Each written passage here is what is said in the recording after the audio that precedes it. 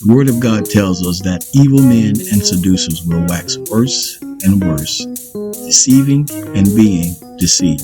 The deception that we are seeing being perpetrated by the Democratic Party is becoming more and more evident as investigations continue. This video reveals some of the evidence. To see what God's doing, I mean, today has been a day of mayhem in a way. We've heard all sorts of things. There's been all kinds of rumors and accusations that have been out there, a lot of things that have been happening. But let's cover I don't want to dive into the news coverage, but I got to give us a basis for where we're going to start. And gentlemen, I think I want to start with the Capitol Guard. That's video number 8. It's just real quick. Watch the man in the middle. Watch the man in the middle. He's a guard. He's a policeman. Watch.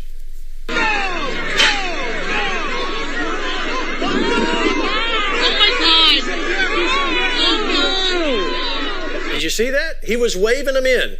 All right, we'll play it again. Watch this. He's waving them in. Watch.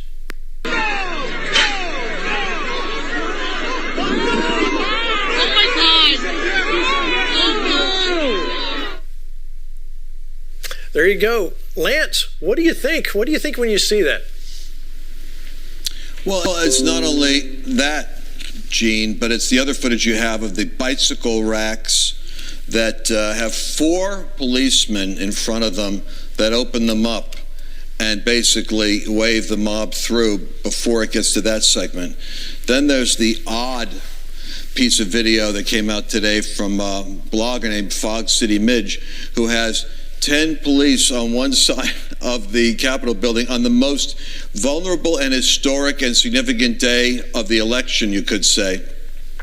And right to their side is the whole crowd of people going into the building, and they're standing there facing this way, like, you know, like, hey, do you think maybe we should have someone on the left of the building too? Something is so fishy about the way that this was set up that it only goes with these dumb titles. I come home irate because I was there. Mob storms Capitol. No, this wasn't a pro-Trump mob storming the Capitol. This was organized Antifa radicals who led the break-in, while we have evidence of our people saying, stop them, stop them, stop them. But then in typical, unfortunately, the way that crowds work is called a crowd mentality. Once they've broken in and people are streaming in and there's no resistance, you see other people kind of like walking in. The people that are posing in these seats are clearly radicals. Remember, 4 years ago, we had 100 people arrested, riots in the street, broken windows, and I had a limo torched and burned on fire. I was looking at it. So this is shocking to me that we had this level of setup for the Kabuki theater that is now literally overturning the inquiry into a ripped-off election, and the titles here drive me bonkers. I mean, Lance just mentioned lighting his limo. This was your limo on fire. Show that picture. This is from 2016. That was your limo, right, at the inauguration, rioters? Yeah. So let's point this out, the blatant hypocrisy of these politicians who right now never raised a voice when 100 of these Antifa guys were arrested. What do you think they do for a living the last 4 years? You've been seeing them all over the cities. They're all over social media. The same characters that attacked Trump's inauguration were ready right before this next inauguration to make sure that Biden gets in. And there was no cry on the Capitol floor from Lindsey Graham or anyone else stuttering their outrage, because they all ignored it then. But now, when it's a manipulated TV moment, they're all having this breakdown over law and order. It's really... This is from inside the Capitol, just 30 seconds. It's where the protesters broke through. Now watch how it was handled.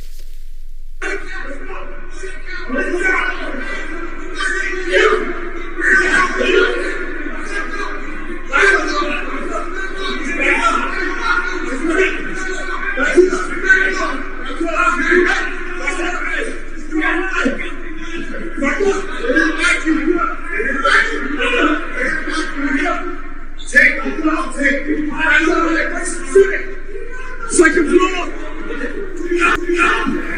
All right. Now, I want to go back, and guys, if you can just freeze frame Jason on that piece where they walk, because it's real easy to miss if you weren't watching it, where when they first broke through that door, which to say broke through doesn't really count, how silly that whole was, really the whole resistance was. But look what happened. Look what came through when they came through the door. Now watch. I'll talk over it. You can go ahead and play it. Just kind of scroll through it. And he's coming in. He's coming in. They're coming up. Now watch what comes over. Whoops. There it is. Stop. A photographer is conveniently poised to catch all the action. That's amazing. A protester that comes with his own photographer, Lance, that we're actually seeing an amazing, and these guys have a great PR team. They were actually able to get in the... I would like to know who's filming the police running up the stairs.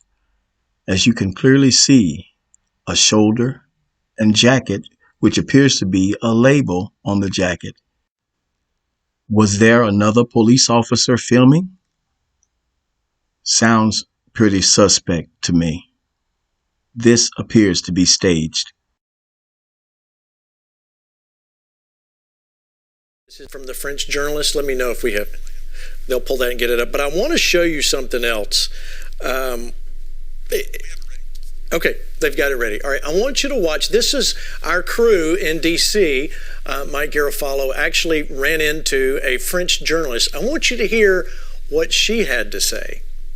At night or pretty early morning, like 5 a.m. I guess, or 5:30, and I was talking with this cop, and we were just like talking about everything, and I asked him, like, most of the people actually have the feeling that police didn't do enough to stop the protesters or didn't do anything, and he was like, yeah, I can actually understand why they say that when I see the pictures. And himself, he was kind of angry at like his superior, because he told me that on Wednesday morning at 10 a.m. he and his like co-workers were told to go home, which he was very surprised about, because of course Trump had not started his speech. We knew that there was going to be some huge protest on the Capitol that may or might turn violent, so he was extremely surprised, but he went home, and then he saw that the situation turned bad, and he said that he wasn't called back into work, that he did come because he felt like he had to, but that no one called him back.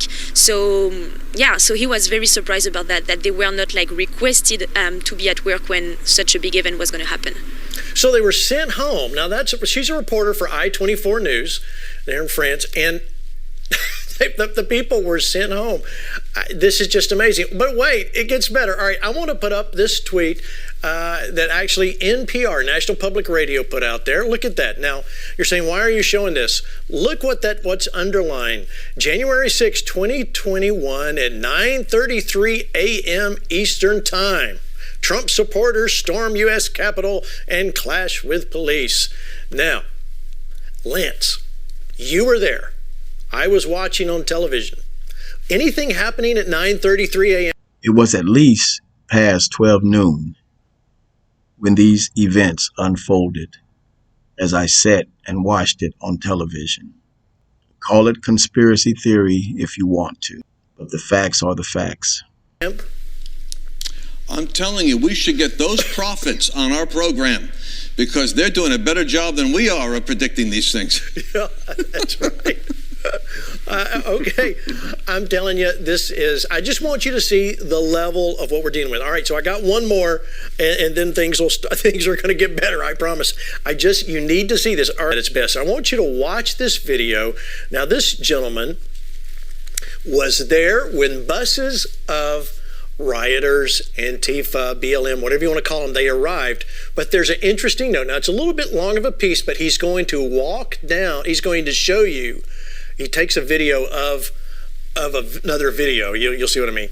But there were 2 state trooper cars on each end of this caravan of Antifa buses. I know you think I'm crazy. Watch. Sitting up on Summit, and one marked state trooper vehicle, 2 black SUVs. There's 3 state trooper vehicles escorted 4 Antifa shuttle buses right here, front and center. There was actually 5 vehicles total. There was 3 up front, 2 in the back. They escorted right here, waited for them to get off their buses, and they had the state troopers unloaded and took their positions. Watch. There's that guy. He had his lights on. They were coming, and then there's the ones up front too. They escorted, and each one of those buses are labeled. They're all paid charter buses. Look at that, bro.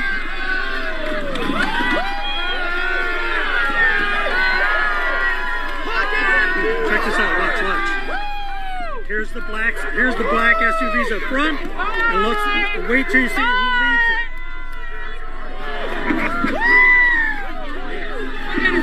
it. Wow. They freaking brought damn Antifa here. They escorted them here. You've got to be. Lights flashing. You've got to be. Yeah, there you go. Lights flashing. Patriots, are you guys watching this? You guys share this video, please. You've got to be kidding me. On video. Well, there you go. The earlier point that you were making, just for people that might miss this, is that you circled 9 a.m. for the announcement about the pro-Trump mob storming the Capitol, but the event didn't happen until after 1 o'clock. That was the point. The Twitter jumped the headline because it was pre-written. These people somehow knew what was happening. And it's not just that video. I've seen that a couple of times. But I'm saying we've already got positive IDs on people that were inside posing. I mean, I don't know why this is so dumb.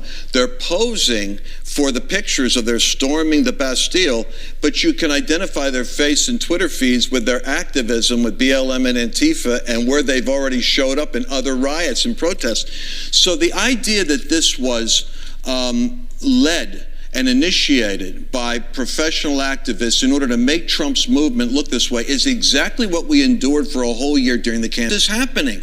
The same left strategy is to plant people in our movement so the media can smear us. This goes all the way back to the book of Acts, where Paul had people that were hired, lewd fellows of the baser sort, it says in King James, and they were hired in order to create riots so as to smear early apostolic Christianity with guilt by association with what was already orchestrated upheavals. And that's what's happening now. What ought to bother you, and I know we're trying to keep this upbeat, but what ought to bother us is the number of Christians that get traumatized, and like already they're all like melting down, as though they're believing the lies. This is what we say, take heed what you hear. Now you can't help but hear this if it's in your face, but take heed how you hear it. If you've got a discerning spirit, you're going to know, this is how they're setting us up. Then so this picture came, and we searched to see if this was actually photoshopped. It wasn't. To the best of our abilities, this was not photoshopped. So there's the guy with the Viking guy. We call him Viking guy. But the man that's taking a shot with him is Michael Voss, Nancy Pelosi's son-in-law. Michael Voss, Nancy Pelosi's son-in-law. Nancy Pelosi's son-in-law.